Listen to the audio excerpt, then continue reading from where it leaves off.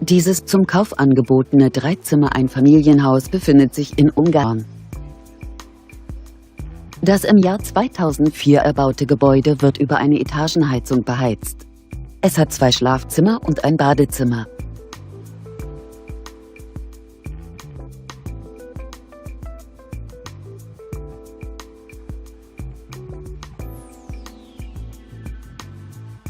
Auf einer Grundstücksfläche von ca. 1887 Quadratmetern weist das Haus eine Wohnfläche von ca. 55 Quadratmetern auf.